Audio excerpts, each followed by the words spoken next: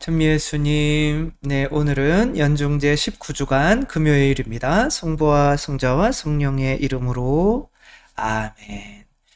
오늘 복음 말씀은 또 바리사이들이 예수님과 논쟁을 벌이는 일인데, 이들이 겉으로는 혼인 이야기, 이혼 이야기를 하지만 실제로는 왜 모세법과 어긋나는 것을 가르치냐.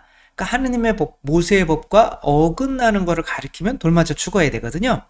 그래서 그런 식으로 예수님을 시험해서 이 사람은 모세의 법을 어기도록 가르치는 사람이다 라고 올가미를 씌우려고 하는 거죠. 한번 보면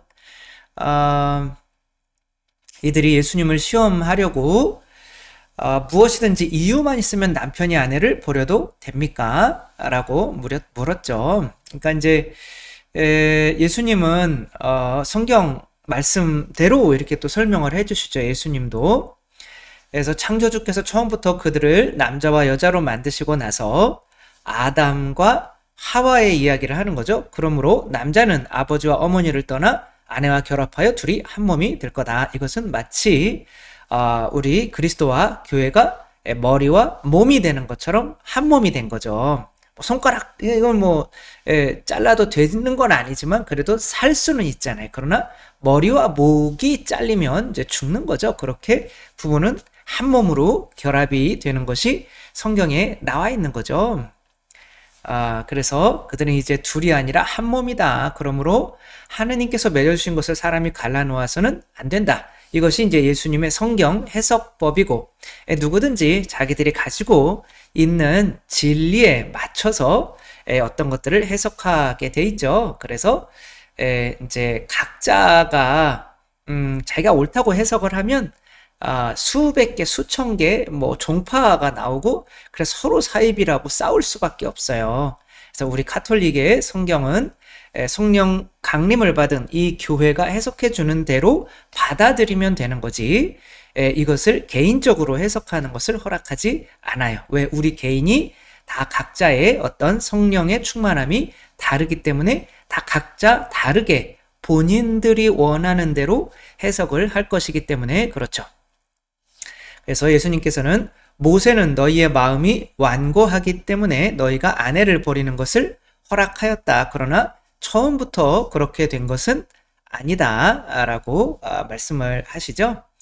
그러니까 모세의 법이 있는데, 모세는 그렇다면 어찌하여 모세는 이혼장을 써주고 아내를 버려라 하고 명령하였습니까? 이렇게 물어보는 거는 아싸 걸렸다. 이제 그들이, 이스라엘은 모세의 법을 이제 따르는 사람들인데, 이거 봐, 모세는 이혼장을 써주고 해라고 그랬는데 이제 이혼하지 말라고 그러니까 모세와 어긋나는 것을 가리키는 거니까 당신은 이단이라 죽어야 됩니다 라고 하는 거죠. 근데 예수님께서는 성경 내에도 어떤 아기 때에 맞는 법이 있고 어른 때에 맞는 법이 있고, 아기한테 이렇게 먹어라, 아기한테 떡을 막 아기한테 막 이렇게 하면은 아기가 숨 막혀 죽잖아요. 근데 이제 그런 거 각자에 맞는 어떤 그런 수준에 맞는 법들이 그 안엔 다 들어가 있겠죠.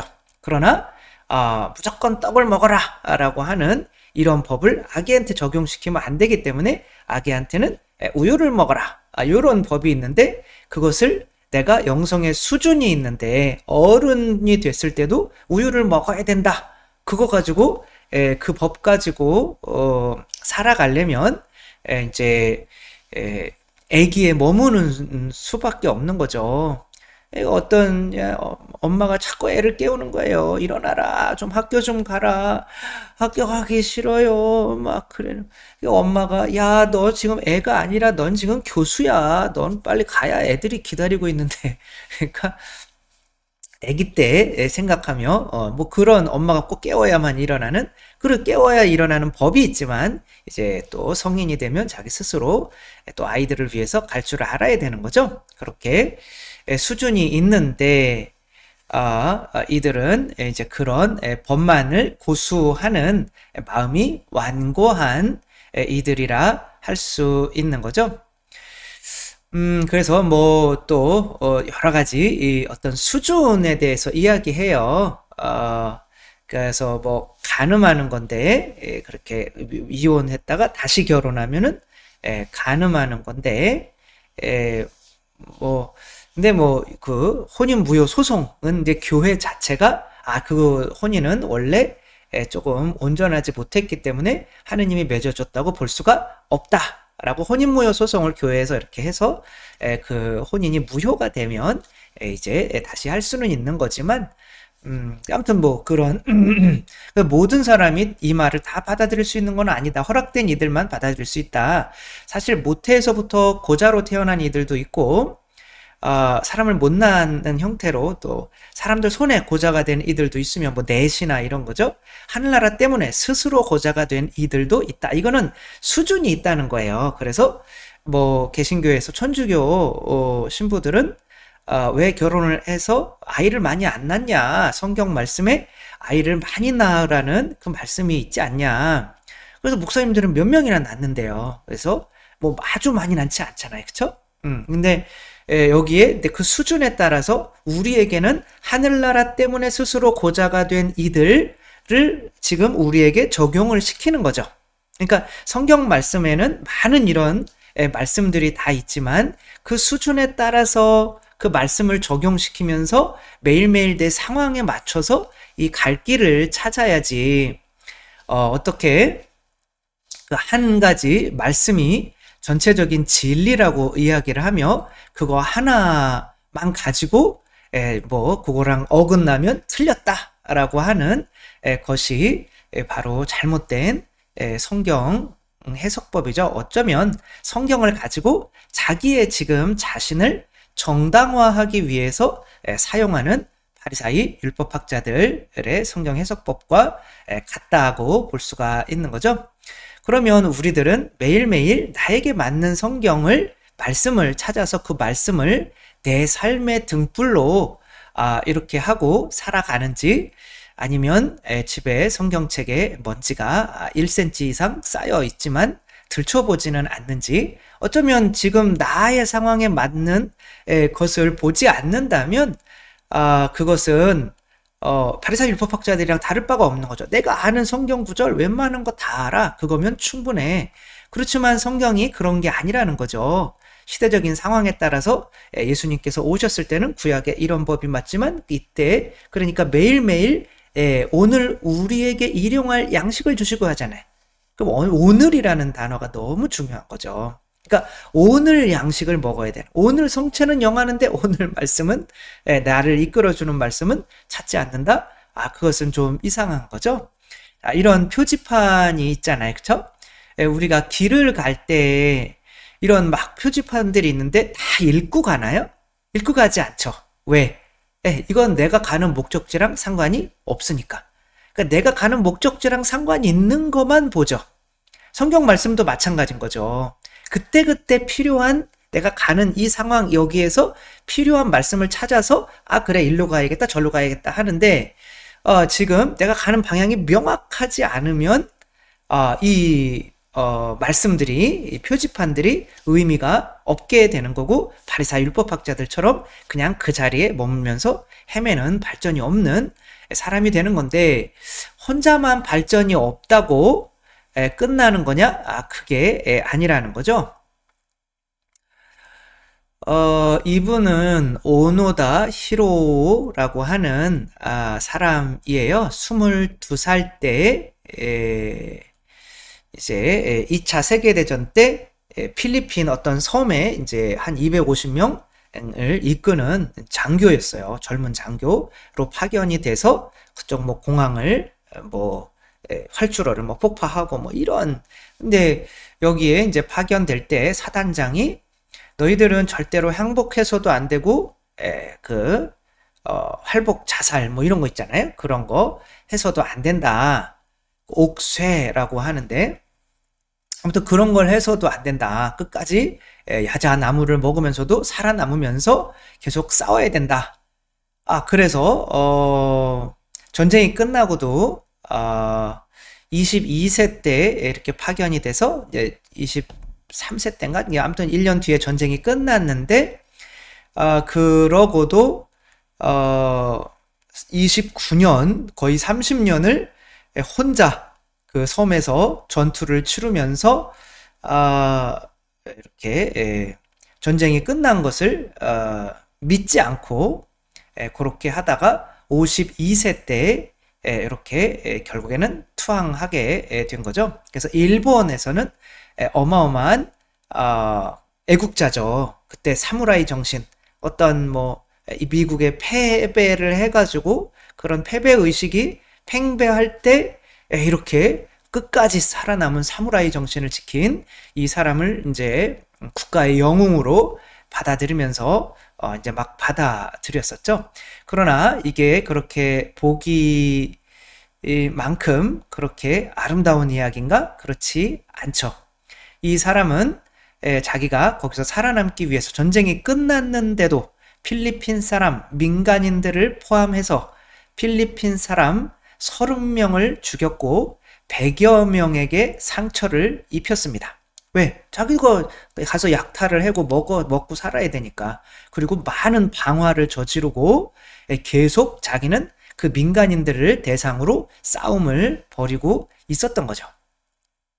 그러니까 전쟁이 끝났는데 전쟁하는 것처럼 전쟁해도 민간인들을 그렇게 하면 안 되는데 그렇게 한 이유가 이 사람에게 계속 들려오는 전쟁이 끝났다라고 하는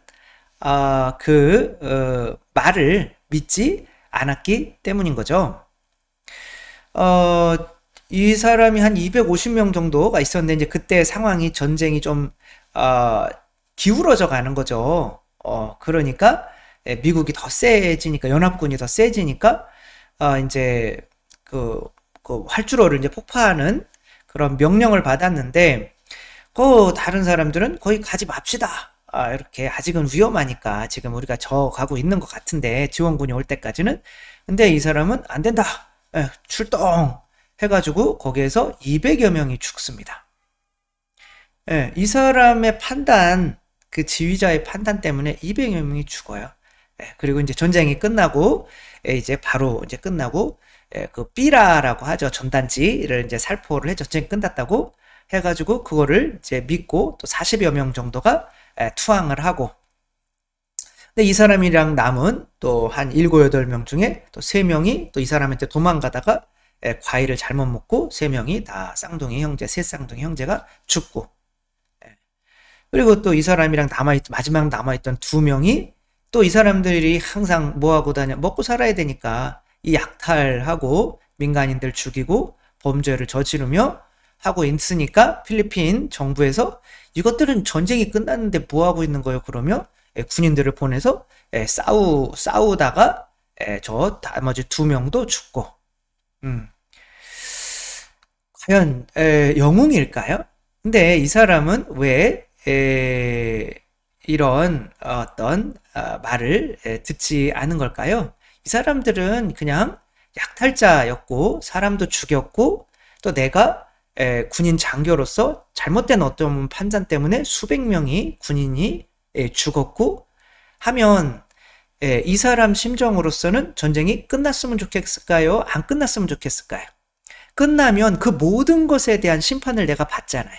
그리고 내가 약탈을 하거나 하는 이런 어떤 교만이죠. 그런 힘의 이 논리에서 벗어나서 주눅들어 살아야 되잖아요. 그게 싫은 거죠. 내가 죄를 짓는 것에서 벗어나기를 싫으니까 표지판이 안 보이는 거죠. 말씀이 안 보이는 거죠. 뭐 해서 이제 거기에서 투항을 했던 군인들이 와서 막 이렇게 하고 심지어는 누구까지 왔냐면 가족들까지 와가지고 내가 네 애비다 아니구나 내가 네 아버지다. 그러니까 아버지 형 와가지고 하니까 이 사람은 이제 다른 사람이 이렇게 나 빨리 가고 싶어요 그러니까 야 아니야 저거 다 미군한테 속아서 그래 너 가면 안 돼. 결국엔 이 사람도 죽었잖아요. 그쵸? 다 죽어요. 본인 혼자만 빼놓고. 근데 그런 증거가 부족해서 어떤 말씀을 받아들이지 못하는 게 아니라 지금의 나의 상태, 내가 행복하다고 믿는 이런 죄들에서 벗어나서 완전한 사랑, 그렇게 완전한 거룩함으로 나가기를 원치 않으니까 말씀이 나한테 흥미가 없는 거죠. 그냥 그렇게 살게 되는 거죠. 근데 이것에 대해서 흥미를 느낀 어떤 이제 대학 교수인가 이 사람이 또 이 사람을 찾아와요. 그리고 뭐 하니까 이제 더 이상은 직접 찾아와서 이렇게 하니까 더 이상은 어, 이 어떻게 할 수가 없는 거죠. 직접 자기한테 찾아와 가지고 이렇게 일본 사람이 이렇게 하니까 그래서 이 사람은 그러나 나에게 명령을 내렸던 그 장교가 지휘관이 나에게 직접 와서 전쟁이 끝났으니 이 임무를 멈춰라 라고 하기 전까지는 나는 돌아갈 수가 없다. 미친 거는 아니겠지만 그래서 이 사람이 일본으로 가가지고 이제 막 수소문을 해가지고 이 사람의 장교가 이제 뭐 어디에서 지금 서점을 하고 있었는데 그 사람을 내가 왜 거기 가니? 전쟁이 끝났는데. 또 이 사람도 책임이 있는 거, 이 사람이 보냈으니까 이런 게 있으니까 안 오려고 했는데 이제 나라에서 막 이렇게 하니까 그 사람을 데려와야 된다. 막 이렇게 하니까 어쩔 수 없이 데려와서 이렇게 그때 당시로 아직도 눈빛이 소슬퍼렇게 있고 그 지휘관이 와서 그냥 지금 자기가 그냥 거짓말로 쓴 이거를 읽어주고 해가지고 이 사람은 이제 필리핀 정부에 투항을 하게 됩니다. 근데 이제 칼도 딱 차고 총도 딱 이렇게 하고 이제 투항을 하게 되는데 필리핀이 자기 나라 사람들을 30명을 또 죽이고 100명을 다치게 하고 방화와 약탈을 일삼은 사람이잖아요. 근데 일본으로 돌려보낼 수밖에 없었어요. 왜냐하면 일본에서 여기에 이제 많은 필리핀의 돈을 꿔줬기 때문에 그런 거죠. 그래서 이 사람이 또 이제 일본으로 돌아갔는데 일본은 지금 시대가 보니까 너무 다른 거예요. 30년 동안 정글에서 혼자 살다가 보니까 너무 막 발전해 있고 그러니까 미국의 속국이 돼 있는 것 같은 거죠. 그래서 이 사람은 아직 전쟁이 안 끝난 거예요. 그래서 나는 여기에서 패전자주의로 살 수가 없다 그러고 브라질로 이민 가서 살다가 또 다시 뭐 도쿄로 돌아와서 91세 오래 사셨죠. 생식을 많이 하셔서 그런 것 같아요. 그렇게 돌아가신 거죠. 그리고 이제 아무튼 일본의 영웅으로 남아서 영화도 이렇게 만들고 하는데 이게 이제 시편 119장에 나오는 유명한 말씀이죠. 당신의 말씀은 내 발에 등불이고 내 길에 빛입니다. 그러니까 우리가 한 걸음 한 걸음 옮길 때마다 빛이 있어야지 빛만 빛 보고 그 다음에 50일 걷고 다시 빛 보고 이러진 않잖아요. 빛과 함께 내가 빛이 있어야 내 한 발 한 발을 옮길 수 있다는 거잖아요.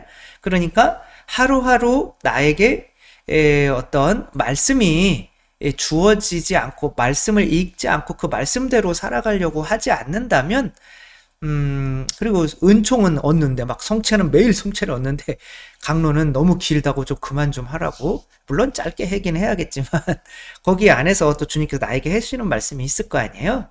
그렇게 매일매일 말씀도 이렇게 해야 되는 거죠.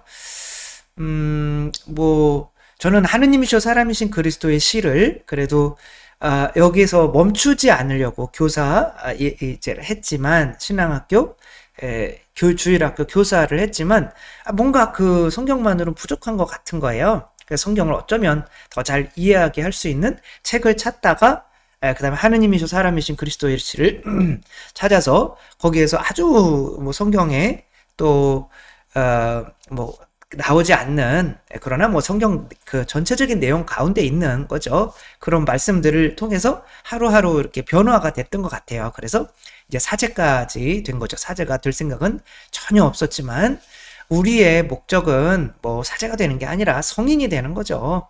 그러니까 더 하느님의 지식을 알고 싶고 그러면 읽고 매일매일 나를 이끌어줄 수 있는 말씀을 찾아야 되고, 그래서 저희 성당에서는 카톡에 저도 뭐 단톡방이 이제 되게 많아요. 그래서 같은 구절을 올리는 거긴 하지만 하느님의 사람이신 그리스도의 시에서 오늘 나에게 예수님께서 해주시는 말씀 뭐 그대로 안 써도 되고 그러니까 초등부 주일학교도 마찬가지고 천영성체나 견진 하는 그 친구들은 감사일기에 그날의 하루에 성경 구절을 쓰는 거예요. 나에게 해주시는 말씀. 그리고 감사한 거 쓰고 매일매일 이렇게 쓰는 거죠. 그리고 이제 어른들은 이제 카톡에다가 단톡방에다가 이렇게 오늘의 구절을 이렇게 올리는 거죠.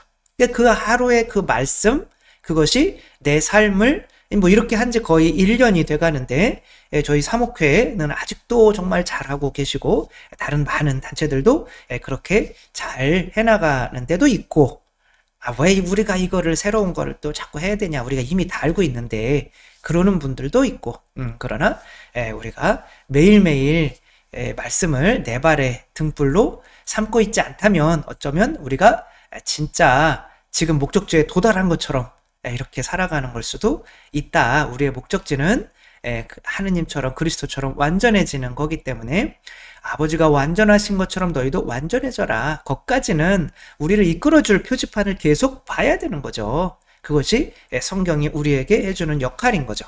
따라서 그것을 읽고 매일매일 나에게 또 나를 이끌어줄 수 있는 구절을 찾아서 묵상하고 외우고 하면서 그 말씀으로 하루하루 이렇게 조금씩 더 완전한 사랑이 되어가는 우리 모두가 되었으면 좋겠습니다.